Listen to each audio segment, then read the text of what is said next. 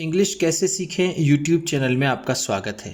इस क्लास में हम इस स्टोरी के एक एक वर्ड का उच्चारण लिखकर इसे ट्रांसलेट करेंगे, जिससे आपको इंग्लिश पढ़ना और उसका मतलब निकालना आसानी से आ जाए। हमारी वीडियोस में इस तरह के वर्ड्स, इस तरह के सेंटेंसेस होते हैं जिसको हम डेली बोलने में यूज़ करते हैं और वो हमें आसानी से याद भी हो जाते हैं। आज की इस वीडियो में हम ढेर सारी वोकेबलरी, वर्ड मीनिंग और इंग्लिश को सीखेंगे। इसी के साथ आप कर दीजिए इस वीडियो को लाइक और मैं करता हूँ शुरू। इंग्लिश रीडिंग, क्योंकि ये वीडियो ट्रांसलेशन के साथ साथ रीडिंग की भी है। वन डे, एक दिन। वन का मतलब एक, डे दिन, एक दिन। A little lamb, a little lamb. यहाँ पर बी साइलेंट है, इसे लैम्ब नहीं पढ़ेंगे, इसे लैम पढ़ेंगे। एक छोटा सा भेड़ का बच्चा। लैम का मतलब होता है भेड़ का बच्चा, भेड़ का बच्चा। लिटिल का मतलब छोटा। Was grazing, was grazing. चर रहा था। वॉज का मतलब है था, ग्रेज का मतलब होता है चरना। वॉज ग्रेजिंग है तो चर रहा था। इन आ मडो, इन आ मडो, किसी चारागाह में। इन का मतलब है में, आ का मतलब होगा यहाँ पर किसी। मडो का मतलब चारागाह, चारागाह। इसे मडो पढ़ते हैं, मीडो नहीं पढ़ेंगे। By the edge of a forest, by the edge of a forest, किसी जंगल के किनारे पर। बाय द एज ऑफ का मतलब है के किनारे पर, के किनारे पर। ऑफ अ फॉरेस्ट किसी जंगल के, किसी जंगल के। ध्यान दीजिएगा, आ का मतलब एक और किसी दोनों के संबंध में यूज हो सकता है। फॉरेस्ट का मतलब जंगल। सडनली, सडनली अचानक ही। सडनली का मतलब है अचानक ही। अ क्रूल वुल्फ, अ क्रूल वुल्फ, एक निर्दयी भेड़िया। क्रूल का मतलब है निर्दयी या फिर बेरहम, वुल्फ का मतलब भेड़िया। इसे वुल्फ पढ़ते हैं, वॉल्फ नहीं। Spotted the little lamb, spotted देखा। स्पॉटेड का मतलब है देखा। अगर यहाँ पर हम इसे सॉ कह दें तब भी पर सही होगा। द लिटिल लैम, उस छोटे से भेड़ के बच्चे को। अचानक ही एक निर्दयी भेड़िए ने उस छोटे से भेड़ के बच्चे को देखा। ही थॉट, ही थॉट, उसने सोचा। ही का मतलब होगा उसने, थॉट सोचा। थॉट थिंक का सेकेंड फॉर्म है। थिंक का मतलब होता है सोचना, थॉट है तो सोचा।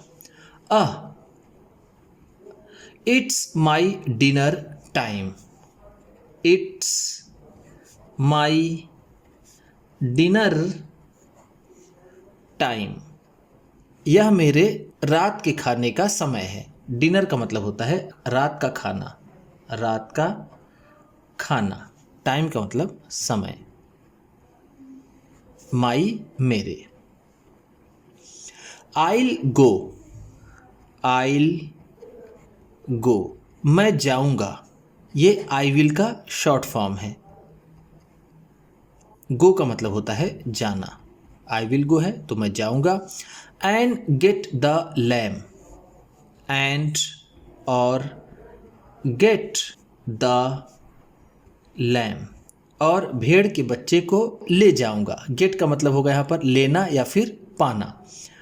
फॉर डिनर, फॉर डिनर, रात के खाने के लिए। फॉर का मतलब है के लिए, डिनर का मतलब जैसा मैंने आपको ऊपर बताया। सो द वुल्फ रैन, सो इस तरह, सो का मतलब है इस तरह। द वुल्फ वो भेड़िया, रैन दौड़ा, रैन का मतलब है दौड़ा। And caught the lamb, and और कॉट पकड़ लिया, द लैम उस भेड़ के बच्चे को। ध्यान दीजिएगा, रैन रन का सेकेंड फॉर्म है। रन का मतलब होता है दौड़ना, रैन है तो दौड़ा।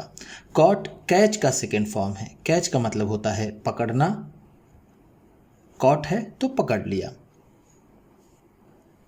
जस्ट विन, जस्ट विन जैसे ही, जस्ट विन का मतलब है जैसे ही, जैसे ही। He was about to eat it. He was वह था, about to eat it इसे खाने वाला। about to eat का मतलब होगा खाने वाला, खाने वाला, it इसे। The lamb said, the lamb said भेड़ के बच्चे ने कहा। said का मतलब है कहा। said से का सेकेंड फॉर्म है। से का मतलब होता है कहना और said है तो कहा। Please grant me a last wish, please grant मी कृपया मेरी पूरी कर दो। ग्रांट का मतलब यहाँ पर होगा पूरा करना, पूरा करना। प्लीज का मतलब कृपया। अ लास्ट विश एक आखिरी इच्छा। लास्ट का मतलब है आखिरी, विश का मतलब इच्छा। Before you eat me up, before you eat me up मुझको खाने से पहले, मुझे खा लो इससे पहले तुम मेरी एक आखिरी इच्छा पूरी कर दो। बिफोर का मतलब है पहले। The wolf agreed, the wolf agreed वो भेड़िया सहमत हो गया। एग्री का मतलब होता है सहमत होना, सहमत होना। एग्रीड है तो सहमत हो गया। एंड सेड, एंड सेड और कहा।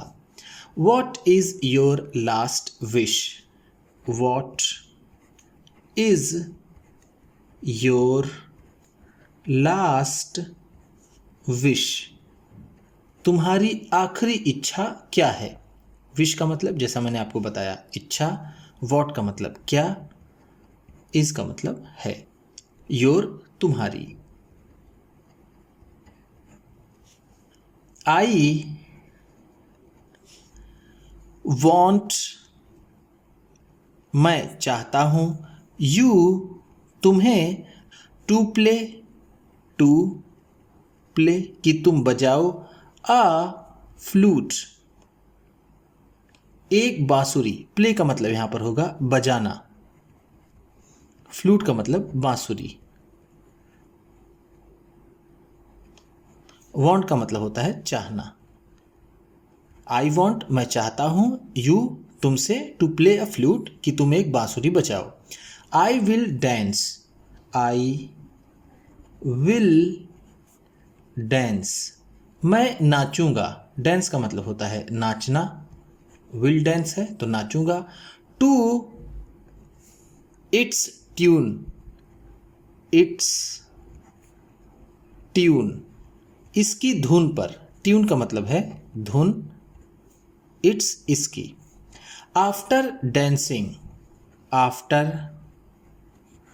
डांसिंग नाचने के बाद। आफ्टर का मतलब है बाद, डांसिंग नाचने के। I will get tired, I will get tired मैं थक जाऊंगा। टायर्ड का मतलब होता है थकना, विल गेट टायर्ड है तो थक जाऊंगा, एंड देन और फिर you can eat me up, you can eat तुम खा सकते हो, मी मुझे, अप, ईट अप दोनों साथ में है, ईट अप का मतलब होता है खाना, और फिर तुम मुझे खा सकते हो। The wolf agreed, the wolf agreed, वो भेड़िया सहमत हो गया, and began playing, and began playing, और बजाने लगा, बिगैन का मतलब लगा, प्लेइंग बजाने, द फ्लूट, द फ्लूट बांसुरी को, एंड और द लैम, द लैम वो भेड़ का बच्चा, बिगैन डांसिंग, बिगैन डांसिंग नाचने लगा, और वो भेड़ का बच्चा नाचने लगा, व्हेन जब, द वुल्फ, द वुल्फ वो भेड़िया, वॉज प्लेइंग, वॉज प्लेइंग बजा रहा था, द फ्लूट, द फ्लूट बांसुरी को, सम शेफर्ड, सम शेफर्ड कुछ चरवाहे, शेफर्ड का मतलब होता है चरवाहा, जिसे हम आम बोलचाल की भाषा में गरड़िया कहते हैं, सम का मतलब है कुछ, डॉग्स कुछ चरवाहों के कुत्ते, हर्ड इट, हर्ड इट इसे सुना, हर्ड का मतलब है सुना, इट इसे, हर्ड हियर का सेकेंड फॉर्म है, हियर का मतलब होता है सुनना, हर्ड है तो सुना, दे केम, दे केम वो आए, दे का मतलब है वे, केम आए, to the spot, to the spot उस जगह पर, स्पॉट का मतलब है जगह, दे सॉ, दे सॉ उन्होंने देखा, सॉ का मतलब है देखा, सॉ सी का सेकेंड फॉर्म है, सी का मतलब होता है देखना, और सॉ है तो देखा, the little lamb, the little lamb उस छोटे से भेड़ के बच्चे को, near the wolf, near the wolf भेड़िए के पास, नियर का मतलब है पास, दे अटैक्ड, दे अटैक्ड उन्होंने हमला कर दिया, अटैक का मतलब होता है हमला करना, हमला करना, अटैक्ड है तो हमला कर दिया, द वुल्फ उस भेड़िए पर, the wolf ran away, the wolf वो भेड़िया, रैन अवे भागा, रैन अवे का मतलब है भागा, to save his life, to save his life अपनी जिंदगी बचाने के लिए, सेव का मतलब होता है बचाना, हिज लाइफ अपनी जिंदगी, अपनी जिंदगी, ही थॉट, ही थॉट उसने सोचा, थॉट का मतलब है सोचा,